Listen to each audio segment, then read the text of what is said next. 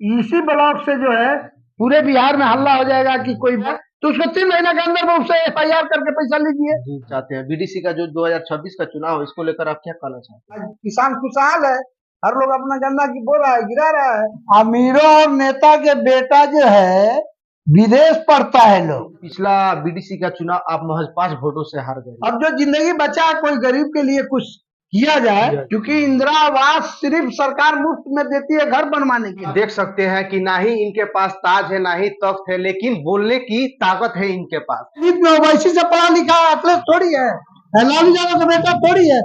जो किसान की जो समस्या थी चीनी मिल को लेकर, उसको जिला परिषद खास मेरे भाई लड़ रहे थे, उनका भी कोर्ट था। कल 2000-1000 रुपया दे करके दारू पिला के वही बीजेपी पीटती है और वही उन लोगों को वोट ले लेती है। लेकिन पैसा किसी से नहीं लेना चाहिए, उसमें तो मुसलमान किसी का गुलाम नहीं ना है। और 3 हटई धान पे लोगों को मजदूरी करवाते थे, हड़बड़ी करवाते थे। हेलो दोस्तों, हम आ चुके हैं बिहार के राजनीति के सबसे बड़े शहंशाह के पास, जो राजनीति के क्षेत्र में किसी पहचान के मोहताज नहीं है, जो गरीबों के मसीहा हैं। आइए हम जानते हैं इन्हीं के इनसे बारे में। तो सर, आपका क्या नाम है? शेखर मान। सर, आप ये बताइए कि राजनीति में आपको कब से रुचि हुई और आपके सबसे अच्छे नेता कौन हैं? हमारी राजनीति में रुचि हुई थी 1990 से, जब लालू यादव राजनीति में आए थे तो गरीबों को मसीहा थे और 3 हटई धान पे लोगों को मजदूरी करवाते थे, हड़बड़ी करवाते थे।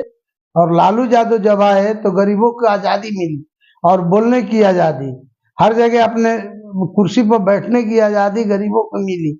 तो उस समय लालू यादव ही गरीब के मसीहा नेता थे। लेकिन आज के दौर में अगर हमसे पूछ रहे हैं तो आज के दौर में लालू यादव के बेटे जो है तेजस्वी यादव, ओवैसी और आजाद समाज पार्टी को, सबको एक लेके उनको चलना चाहिए। और जैसे ले लिए आपको साहनी को, तो उसको भी ले लेना चाहिए और कुछ सीट को बंटवारा करके इन लोगों को चुनाव लड़ना चाहिए कि ये लोग जो है भाजपा को हरा सके। और इस देश में सबसे रद्दी और झूठी पार्टी कोई है तो वोट को, राजनीति को हनन करने वाली अगर पार्टी है तो बीजेपी है। और बीजेपी में सर, आप ये बताइए कि जो कांग्रेस की पहले की सरकार थी और आज जो बीजेपी की सरकार है, उसकी न्याय व्यवस्था को लेकर आप क्या कहना चाहते हैं? कांग्रेस की सरकार जो पहले थी उसमें 8वां पढ़ा लिखा लोग आज ऑफिसर बन गया। आज के ग्रेजुएशन करके बेरोजगारी में लोग घूम रहा है, डकैती चोरी कर रहा है, शराब पी रहा है, शराब बेच रहा है। तो बीजेपी की सरकार सिर्फ झूठी सरकार है। इतना तो गलत सरकार कभी हमने अपने होश में देखा ही नहीं आज तक। सर, ये बताइए जो दिल्ली में इलेक्शन हुई है, उसके जो मतलब चुनाव हुए हैं, उसके नतीजा को लेकर सर आप क्या खुश है? क्या हमको कोई खुश नहीं है। खुलेआम रुपया वहां बट रहा था। वहां के मुख्यमंत्री जो केजरीवाल था उसको झूठा केस में फंसाया गया। उससे बेस्ट नेता तो मैंने दिल्ली के लिए कोई नहीं था मुख्यमंत्री। वो तो सबसे बेस्ट नेता थे केजरीवाल। उसको तो हरा, मतलब अभी ईवीएम वाला चोरी करने वाला सब पकड़ा रहा है। कोर्ट जो है मतलब अगर न्याय नहीं करेगा तो इस देश का सारा विश्वास उठ जाएगा। बस सही है सर। जो एक और बात सुनने में आ रही है कि मतलब बीजेपी को जिताने में अगर कोई पार्टी है तो वो ओवैसी साहब की पार्टी है, क्या ये बात सही है सर? नहीं, ओवैसी साहब की पार्टी बी टीम नहीं है जी। ओवैसी साहब को अखिलेश नहीं मिलाते हैं उत्तर प्रदेश में, और लालू यादव के बेटा नहीं मिलाते हैं, तो मुसलमान किसी का गुलाम नहीं ना है। उसको भी राजनीति में ओवैसी से पढ़ा लिखा एथलीट थोड़ी है, लालू यादव का बेटा थोड़ी है। ओवैसी को 10 सीट 20 सीट 5 सीट दे करके अपने हिसाब से, जैसे आजाद समाज का नया उभरता हुआ चेहरा है रावण आजाद, उसको भी मिला लेना चाहिए इन लोगों को। और कांग्रेस को एक साथ होकर लड़नी चाहिए। कांग्रेस बड़ी पार्टी है, जैसे ममता ही लड़ती है चुनाव। बीजेपी को हराने के लिए इन लोगों को एक होना चाहिए और अपने सोचे कि हम मुख्यमंत्री बने, हम ही बने, तो ऐसा नहीं होगा। सबको, जैसे बीजेपी अपना नाम नहीं खोलती है, सबको उसका एक ही नीति है कि मतलब अलायंस पार्टी पार्टनर को एक सीट देती है, लेकिन देती है, दूसरे को मौका नहीं देती, मौका नहीं देती है। ये लोग नहीं देते हैं। वो अपने सीटों पे मतलब खुद लड़ना चाहते हैं, दूसरे जो ऐसे उभरती हुई जो पार्टियां हैं उनको आगे नहीं बढ़ाना चाहते हैं। अभी आज के युग में देखिए, सबसे पसंदीदा हमको जो है चंद्रशेखर रावण की जो बात है वो हमको सबसे ज्यादा पसंद आती है। मतलब अभी के पीरियड में सबसे फेवरेट नेता आपको वही? हाँ, चंद्रशेखर हमको पसंद आते हैं। एक और सवाल बताइए सर, जितने भी दंगे फसाद होते हैं उसमें खासकर गरीबों के बच्चे अक्सर मारे जाते हैं, अमीरों और नेताओं के बच्चे नहीं रहते हैं उसमें, तो इस पे आप क्या कहना चाहते हैं? अमीरों और नेता के बेटा जो है विदेश पढ़ता है लोग, और गरीबों को बेटा प्राइवेट स्कूल में पढ़ता है, 2 दिन जाता है, 4 दिन घूमता है, वहाँ पढ़ाई अच्छी नहीं होती है तो बेरोजगारी में हुआ है, उसको दंगा फसाद करने का टाइम है और वो अपने बेटा को सेफ रखता है। लोग प्राइवेट में पढ़ते हैं या सरकारी में? सरकारी में देखिए, सरकारी प्राइवेट नेता लोगों को, बड़े लोगों को बेटा सब लोग प्राइवेट में पढ़ाता है। और गरीब आदमी क्या करे, मतलब वो अपना बच्चा को प्राइवेट स्कूल में पढ़ाता है, सरकारी में, सरकारी में पढ़ाता है।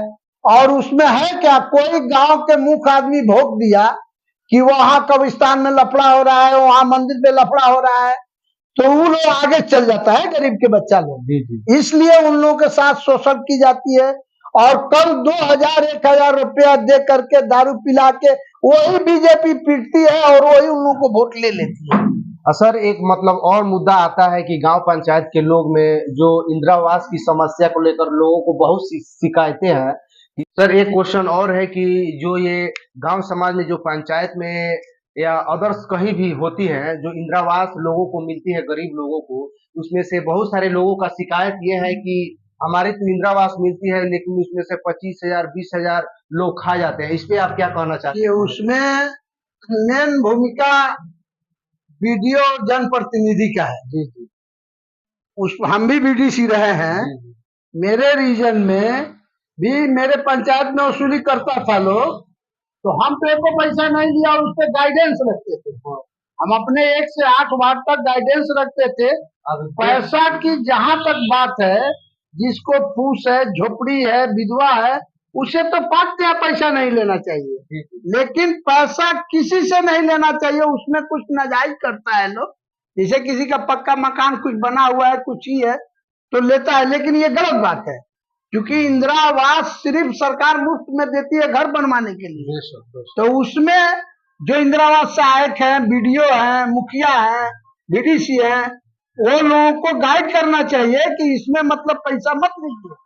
लेकिन जब वही लोग मिल के लेते हैं तो क्या करो, अब इसमें है क्या, सरकार रूल लगा देती, एक ही बार उसको पैसा डाल देती। अब ये कभी न उठवाने के बाद लोग 5,000 मांगता है, फिर कहता है कि छत पर ले जाओ तो 5,000 दो तो पैसा डालेंगे। 3 किस्त में डालता है लोग पैसा, तीनों किस्त में पैसा लेता है लोग। इसमें आप मतलब ये भी कहना चाहते हैं सरकार की भी कहीं ना कहीं कमी है, जिसके वजह से बीडीओ, सीओ या जो भी है जनप्रतिनिधि है वो उनमें भूमिका रखते हैं। हाँ, वो उनको सरकार को मतलब थाना द्वारा उसके अकाउंट में पैसा डलवा देना चाहिए एक ही बार। और वो घर नहीं बनाता है तो उसको 3 महीने के अंदर में उससे FIR करके पैसा लीजिए।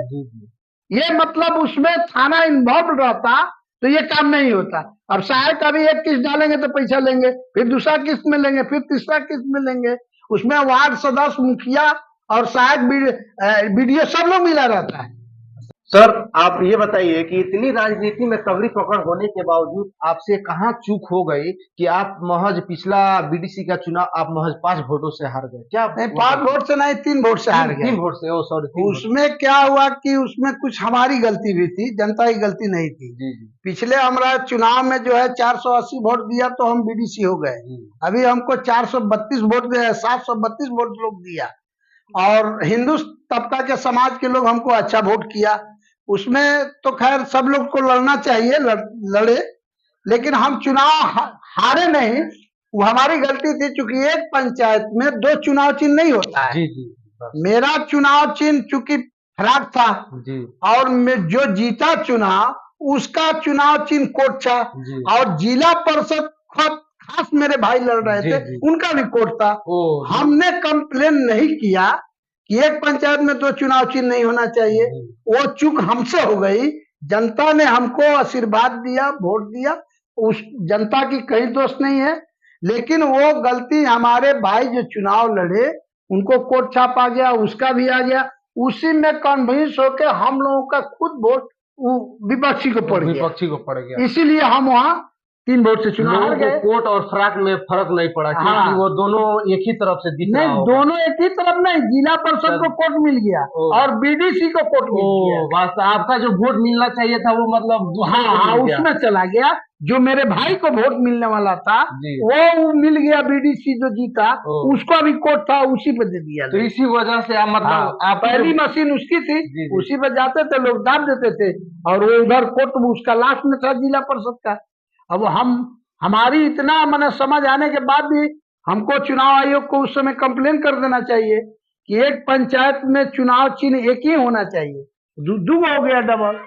हम चुनाव आयोग से ये भी कहना चाहते हैं कि देखिए इस तरह का भी प्रॉब्लम हमारे यहाँ पंचायत में भी देखने को मिला है कि एक ही चुनाव चिन्ह एक ही जगह पे एक ही पंचायत में आप न दें, अलग अलग चुनाव चिन्ह देने का कोशिश करें, क्योंकि ये चुनाव हारे नहीं थे, कुछ मिसअंडरस्टैंडिंग की वजह से ये चुनाव हार गए। चाहते हैं बीडीसी का जो 2026 का चुनाव है इसको लेकर आप क्या कहना चाहते हैं? देखिए 2026 के चुनाव, आज कौन जिएगा कल कौन मरेगा कोई ठीक नहीं है। जिंदगी रहा तो इंशाल्लाह चुनाव तो लड़ा जाएगा, लेकिन अब सीट देखा जाए कि कौन सा सीट रिजर्व होता है, कौन सा सीट जनरल होता है। हम लोग जनरल पीढ़ी में आते हैं तो जो सीट जैसा होगा, लेकिन 2026 का चुनाव लड़ा जाएगा। जनता का भी मतलब राय है और मेरा भी विचार है चुनाव लड़ने का 2026 में। जो किसान की जो समस्या थी चीनी मिल को लेकर, उसको आपने किस तरह से सॉल्व आउट किया कि जो पैसा के लेकर जो अभी बहुत अच्छा हो गया है? क्या देखिए उसमें हम पहले तो चीनी मिल को, पुराने मालिक को हम वार्निंग दिए थे, हिदायत किए थे कि आप चीनी मिल को सुधार लीजिए, पैसा टाइम से दीजिए।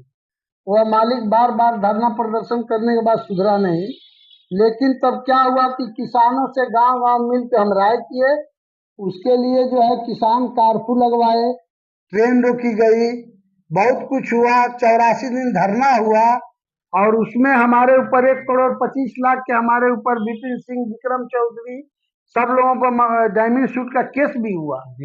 तो चीनी मिल लास्ट में पुराने मालिक को बेच के भागना पड़ा, और यहाँ पे आके आपको डीपी यादव जी चीनी मिल खरीदे, दीपक यादव उनके मतलब उनके दामाद है, लेकिन मेन मालिक तो वही है डीपी यादव जी। तो दीपक जी जब से आए चीनी मिल चलवा रहे हैं, किसानों की परेशानी दूर हो गई, नेतागिरी भी खत्म हो गया। ये बढ़िया चीज है कि भाई टाइम से गन्ना गिर रहा है, लोगों को पैसा मिल रहा है।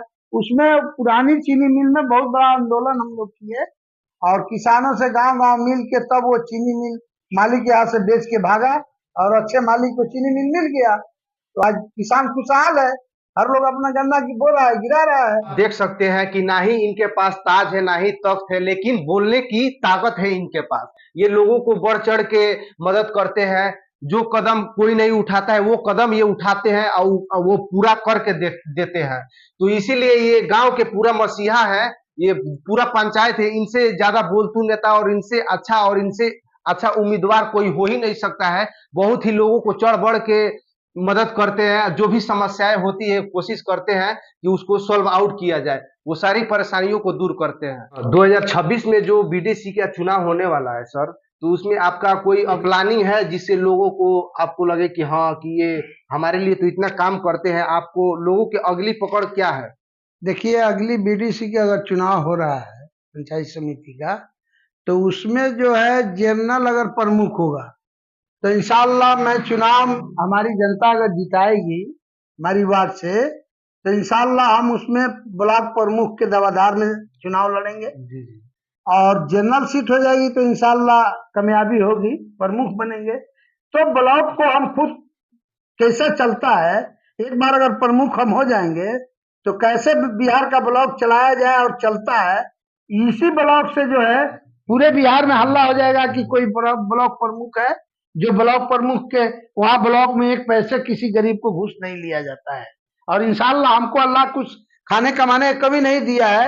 अब जो जिंदगी बचा है कोई गरीब के लिए कुछ किया जाए ताकि मरने के बाद भी कुछ मिले। तो हम मंगलपुर पंचायत के जितने भी जनता गण हैं वो सभी से अपील करना चाहते हैं, ऐसे ऐसे लोगों को ज्यादा से ज्यादा आगे बढ़ाने का कोशिश किया जाए। इतना उम्मीदवार और इतना अच्छा नेता आप लोगों को कहीं देखने को नहीं मिलते हैं। तो मैं सभी दर्शकों से ये अपील करना चाहता हूँ, ये वीडियो ज्यादा से ज्यादा शेयर करें ताकि आने वाले जो लोग हैं वो ऐसे ऐसे नेता को आगे बढ़ाए और लोगों को सेवा करने का मौका दें।